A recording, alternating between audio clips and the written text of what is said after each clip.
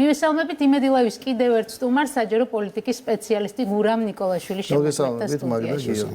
ჩვენი საუბრის თემაც ხადია იქნება USAID-ის სკანდალი. ყველა ის ინფორმაცია, რომელიც უკვე საჯაროა, ბრალდებები, რომელიც ისმის საერთაშორისო განვითარების სააგენტოსთან მიმართებაში, ინფორმაცია ძალიან ბევრია. რა არის საკვანძო ის, რაც ქართული პოლიტიკისთვის არის მნიშვნელოვანი და ის, რაც ყველაზე მეტად განსაზღვრავს იმ ტენდენციებს, რაც არის საქართველოში. ვინაიდან შეზღუდული დრო გვაქვს, ყველაზე მნიშვნელოვანი არის ის, რომ საქართველოში NGO სექტორი აღმოჩნდა ძალიან დიდ განსაცდელში, ესე ვთქვათ. იმიტომ რომ ჩემი აზრით გარდამტეხი ბევრი ესეთი საეტაპო მომენტი არსებობდა ალბათ NGO სექტორის ისტორიაში, მაგრამ ერთ-ერთი მნიშვნელოვანი და გარდამტეხი იყო 2020 წელი, როდესაც კიდევ ერთხელ 2003 წლის შემდეგ სწორედ არასამთავრობო ორგანიზაციების და განსაკუთრებით, აი ვთქვათ, ისფედის როლი იყო გამოკვეთილი იმაში, რომ მორიგი სერია გაყავდა არჩევნები პოლიტიკური კრიზისის შექმნაში, მათ მიუძღოდათ მთავარი როლი. ამის გამო უკვე ხელისუფლებამ მაშინ ჩემი აზრით დაინახა ის, რომ ეს არის რაღაცა საფრთხე და სწორედ აი ამ ინსტრუმენტის გამოყენებით შეიძლება მოხდეს სამომავლოდ რაღაცა არეულობის სცენარების განვითარება, ხო? მე ჩვენ გვახსოვს ეს განვლილი წლები, ხან კანვასზე არის ლაპარაკი რაღაც შეთქმულებებზე, აბა დონორის სად არის გამჭვირვალობა ეს თანხები სად მოდის, მე ჩვენ გვახსოვს აი ეს უარყოფა რომ რას ლაპარაკობთ, ეს ყველაფერი არის ქველმოქმედება, ეს ყველაფერი არის დახმარება, ეს არაფერი არ კეთდება შეუთანხმებლად, არაფერი პრობლემა არ არის.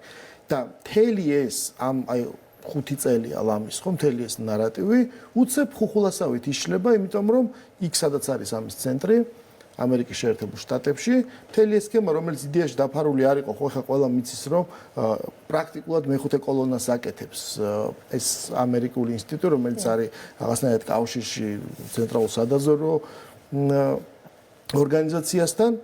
და ის წარმოადგენს მთავარ ინსტრუმენტს ამერიკის პოლიტიკის რბილ ძალას. აი საღიარა სამანტა პაუერმაც არ ვიცი ნახეთ თუ არა წერილი ქონდა ნიუ-იორკ ტაიმსში, სადაც ის ამბობს, რომ გარდა იმისა, რომ ჩვენ ქველმოქმედებას ვეწეოდით, ასევე ვიყავით აქტორები, მათ შორის პოლიტიკური აქტორები, დაახლოებით ასეთი არის პერიფრაზი, როდესაც რამე ჭირდებოდა ამერიკის სახელმწიფოს, ჩვენ ვიყავით ამ პროცესში ჩართულები და შეგვეძლო რაღაცნაირად ზეწოლა მოგვეხდინა და ბერკეტი ქონოდა ხელში, რომ იგივე აკონკრეტებს კიდევაც რა ტიპის ბერკეტი. დასთავარია დეკემბერში ასევე Foreign Policy-ის მისცა ძალიან დიდი ინტერვიუ უკვე წამსვლელმა და მე არ ვიცი რა შეიცვლებაო, მაგრამ იმიტომ რომ ის უკვე ისე იყო დაწინაურებული, რომ სახელმწიფო დეპარტამენტის ქვეშ აღარ იყო, უკვე პირდაპირ იჯდა ეროვნული უსაფრთხოების საბჭოზე, პირდაპირ პრეზიდენტს ექვემდებარებოდა და მაშინ ის უბრალოდ ყვებოდა რამდენი რამ გააკეთა USAID-მა და მას შემდეგ რაც თქვა ტრამპის დროს უკვე დაიწყო შეტევა USAID-ს, ეს მერე თქვა. და დღეს დილით უსმინე, ანუ ჩვენთან რო გამთენის დროით, ის აგრეთვე მაგალითად ბატონი თვაინინგია გვარად აირაის მთლიანი დირექტორი, რომელიც ზუსტად იგივე სიძახის და მაგალითებიც მოყავს. აი, მაგალითად ირანში რომ მიდიოდა სახალხო გამოსვლები 2009 წელს ობამამ სამწუხაროდ აიათოლებს დაუჭირა მხარი, როცა შეიძლებოდა რომ პირიქით ხალხისთვის და მორიგი მწვანე რევოლუციას მივიღებით. ნუ იმას აღარ იძახის მე ამ რევოლუციებს რა მოყვება. ანუ ეს ყველაფერი რაც იდეაში არ იყო დაფარული და კიდე WikiLeaks კითხულობდი და ჩვენო ის ასანჟი ამბობს ამას როდიდან ყვებით ამ ამბებს, ხო? ეს არაფერი დაფარული არის, მაგრამ ეხლა რაღაცნაირად გაშიშვლდა და რაღაცნაირად შიგნიდან მოხდა ამის დაგმობა. ეს ნიშნავს, რომ აქაური NGO სექტორს ეს ზურგი და რაღაცა ეს მორალური სიმართლე ეს მთლიანად ეცლება. და შემდგომ ამ 2020 წლის შემდეგ აი ეს როლი რაღაცნაირად იზრდება, მაგრამ უამრავი ადამიანი ცხადია, ვინც აქ მუშაობდა და მუშაობს წლების განმავლობაში, ისინი მათ მიაჩნიათ, რომ ჩვეულებრივად თავის საქმეს აკეთებენ, რაღაც დაფინანსებულს, ეს ყველაფერი სიკეთეს ხმარდება. ანუ პრობლემა, კოლიზია იქმნება მეორე მდგენელის შემოსვლაში და ეს უკავშირდება ნაციონალურ მოძრაობას. თორემ ნაციონალურ მოძრაობამ, როდესაც წააგო არჩევნები, პირველში 2003 წელს მან NGO სექტორიდან ბევრი ადამიანი წაიყვანა და შემდეგ როცა არჩევნები წააგო, ის პრაქტიკულად ეს იყო არაუბრალოდ არჩევნების წაგება, არამედ ეს იყო პრაქტიკულად განაჩენის გამოტანა აი ამ პოლიტიკური ძალისთვის. მაშინ ეს ყველა ეს ადამიანი აღმოჩნდა მორალურად დაზიანებული და ძალიან მძიმე დღეში, მაგრამ ის ხალხი ისევ დაბრუნდა ამ NGO სექტორში. მათ მოახდინეს მთავარი სურათის პროექცირება, რომელიც როცა სამყარო წარმოადგენს, რომ ის დამოსავალი წერტილი ქართული პოლიტიკის არის ის, რომ რუსეთი არის მტერი. ანუ ეს მტრის ხატის გაძლიერება იყო მთავარი განსაზღვრელი და მდგენელი, ხვდებით? და აქედან გამომდინარე, თუ რუსეთი მტერია და სიბნელი და სიბოროტე, მეორე მხარეს არის ნათელი, სიკაშკაშე, საიდანაც უნდა მივდიოდეთ და ამ დიქოტომიაში ხედავდნენ როლს. რაღაცნაირად ქართული ოცნება პრინციპში ამას წლების განმავლობაში ეს პოლიტიკა ამ არხს ეს პოლიტიკა იყო გათანაბრებული ქვეყნის ეროვნულ ინტერესებთან. ხო, ეს იყო სახელმწიფოს მისია, რომ დაპირისპირებოდა ერთ მხარეს და ეძებდა მოკავშირეები. ვიყავით ამდენი ხნის განმავლობაში ამ დღეში, მაგრამ 2022 წელს ეს მოცემულობა იცვლება. და ეს ხალხი, ვინც ქუჩაში დგას, საერთოდ არა NGO-ს წევრი, ან ჩვეულებრივი რაღაც არასამთავრობო წევრი, რომელიც რაღაც საქმეს აკეთებს, ხო, სიღარიბის აღმოფხვრაზე მუშაობს მაგალითად, ხო? მაგრამ მათ რო წარმოდგენა ესეთი აქვს და ეს პარტიაები ხო არასდროს არ მორჩნენ იმაზე ლაპარაკს, რომ აი ქართული ოცნება ეს არის პრორუსული ხელისუფლება. ეს წლების განმავლობაში ისმის. ეს რაღაცნაირად გაჯდა აი ამ აქამდე ეს არ მუშაობდა ეფექტიურად. ხო, არ მუშაობდა, იმიტომ რომ უამრავი მტკიცებულება იდო, რომ ყველაფერი რა პროგრესაც მიაღწია საქართველოს ევროპის გზაზე, ეს უკავშირდებოდა ქართულ ოცნებას. და რთული იყო ამის ამუშავება. მაგრამ დგება 2022 წელი, გიორგი, იწყება ომი და სამყარო იცვლება.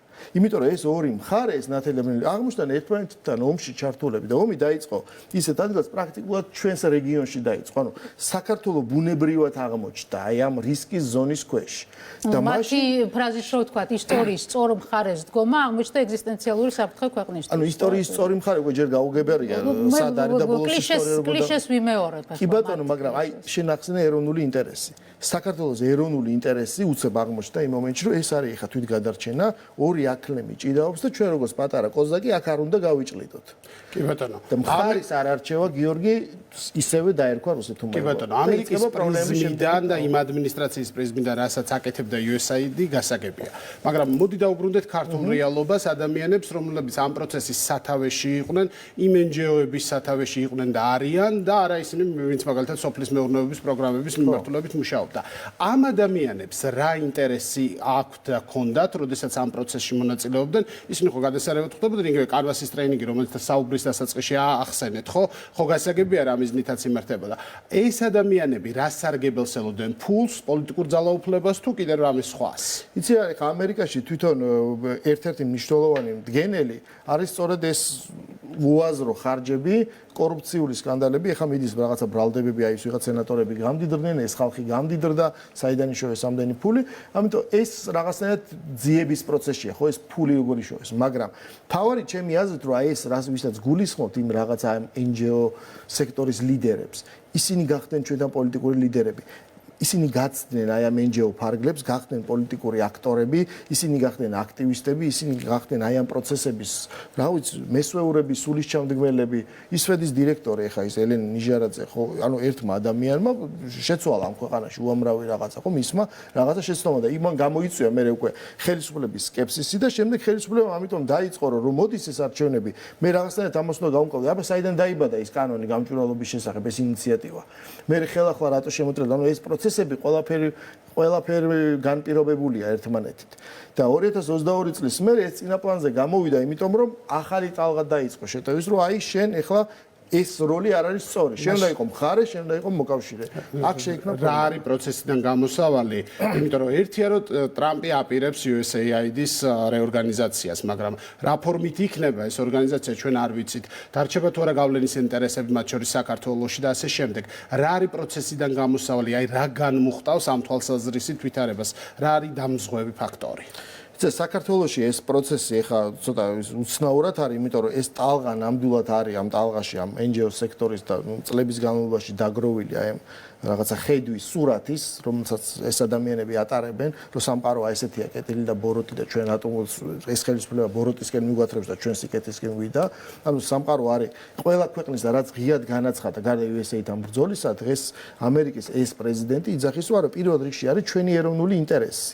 და მას მიაჩნია, რომ ეს რბილი ძალა რაღაც მომენტში USA-ის სახით უკვე ვნებდა ამ ეროვნულ ინტერესს, იმიტომ რომ იქ რაღაც ელენე ნიჟარაძეები კი გააძლიერა, მაგრამ ხელისუფლება გადაიმტერა და მე როგორ დაველაპარაკო ხა იმ ხელისუფლებას. ამიტომ ხდება ამ პოლიტიკის გადატვირთვა, ეს ყოველდღიურად და ყოველწუთას ხდება, ხა ჩვენ თვალწინაც კი ხა იწერება პრეზიდენტი პუტინს ელაპარაკა, ზელენსკის ელაპარაკა, რაღაც პროცესები მიდის იქ ღაზა და მთელი მიმართულებით, ხო? მაგრამ დიდი ალბათობით ეს იქნება რაღაც პირდაპირი პოლიტიკა, რაღაცების გაყოფა და საქართველოს სადღაც აღმოჩნდება ამ პროცესში. მაგრამ ის ტალღა ჩვენთან თუ პროტესტს გულისხმობთ, რაც დაწყებულია, იმას უკვე ზურგი აღარა აქვს. ხვდებით, ანუ ეს ადამიანები სადაც უნდა მიხვდნენ, რომ ჩვენ სხვა რეალობაში ვცხოვრობთ და დღეს სახელმწიფო იცავს ეროვნულ ინტერესს, ყოველ შემთხვევაში სანამ ომია და სხვათა შორის არჩევნების დროს გახსოვთ ალბათ ეს პირდაპირ იყო გაცხადებული, რომ ჩვენ კონტექსტს ახლა ამ არჩევნებს განსაზღვრავს ომი. როგორც კი ომი დამთავრდება, საქართველოსგან მოიხსნება ეს რაღაცა წნეხი და ომს დაამთავრებს. გასაგები იქნება, როგორ განაწილდა მსოფლიო, ესე ვთქვათ, უხეშად რო ვთქვათ რა. ჩვენ სადღაც რაღაც ვითარებაში აღმოჩნდებით და უკვე იქიდან დავიწყებთ ოპერაციას. აი ეს უცხოური დაფინანსების პრობლემა ეს მაინც რჩება. ხო დღეს ახლა ჩვენაირი ქვეყნებისთვის, პატარა ქვეყნებისთვის, არა მხოლოდ საქართველოსთვის, სხვა ქვეყნებისთვის, აი თითქოს რაღაცა ყოველს თვალი აეხილა, ყოველ შემთხვევაში საჯაროდ დაეწყო ამაზე ლაპარაკი, ეს არის ფუნდამენტურად არასწორი. როდესაც უცხოური ფული იხარჯება, იქნება ეს NGO თუ რაღაც სხვა ტიპის ორგანიზაცია, იქნება ეს მედია, რომ ეს ფული ატარებს ინტერესს, მოყვება ამ ფულს ინტერესი. აი ეს თუ არის შეუქცევადი, რომ ერთხელ და სამუდამოდ უნდა დასრულდეს ეს პრობლემა და მართლაც ეს ფინანსები უნდა იყოს გამჭვირვალე და არ შეიძლება ამ ინტერესის გატარება. ნუ რაღაც მხრივ ეხა რაღაც დოზით გამჭვირვალობა ალბათ ხო არსებობდა, იმიტომ რომ ეს ჩამოდის ამ ხელა სააგენტო, იქ ხელისუფლებას ხვდება, მერე კი გაუგებარია თქვათ ის როგორი ხარჯება. სახელმწიფო გადატრიალების ცდილობამდე არ უნდა მიდიოდეს. ხო, გასაგებია, მაგრამ ამიტომაც რაღაცა მხრივ ჩვენი მხრიდან ხო ეს პროცესი დაძრული. ანუ ის კანონი გამჭვირვალობის შესახებ მიღებული. ეხლა პარლამენტმა დაანონსა, რომ კიდევ მიიღებს თქვათ ფარას ანალოგს. ანუ ეს ერთის მხრივ გაძლიერდება, მაგრამ მეორეს მხრივ ეს პოლიტიკა შეიცვლება. და როცა ამერიკა USAID-ის პოლიტიკას შეცვლის, ეს ბუნებრივად აისახება, ხო, პრაქტიკაზე, რასაც ევროპული ფონდები ქვია. ხო და ეს აუცილებლად აისახება იმაზე და ამასობაში ანუ ტალღის ეფექტი ექნება ევროპაში. კი, ანუ ამ კრიზისმა ხელისუფლებას დაანახა დაჩვენა, რომ თუ ჩვენ ეს კრიზისი გადავაგორებთ და ვაგორებთ, ესე ვთქვათ, იმიტომ რომ სამყარო იცვლება და აღმოჩნდა, რომ ქართულ ოცნებამ გაიყვანა ქვეყანა რაღაცნაირად სამშვიდობოს, უკვე ეს მიღწეული შედეგი ადამიანებმა უკვე გაიგეს რა როგორ არის, გარედანაც მოხდა ინფორმაციის მიღება, შიგნიდანაც ჩვენ რაღაცას მივახციეთ და უკვე შესაბამისად ჩამოყალიბდება აი რასაც ამ ერთხელ და სამუდამოდ ის წესები, როგორ უნდა ვინ არის არასამთავრობო ორგანიზაცია, დონორისგან ფულს რო იღებს, რა ქვია იმ ფულს, რა უნდა ეწოდებოდეს და ასე შემდეგ. როგორც ამერიკაშია დაალაგებული ან იყო. მადლობა, გურამ ნიკოლაშვილი, საჯარო პოლიტიკის სპეციალისტი იყო ჩვენი სტუმარი.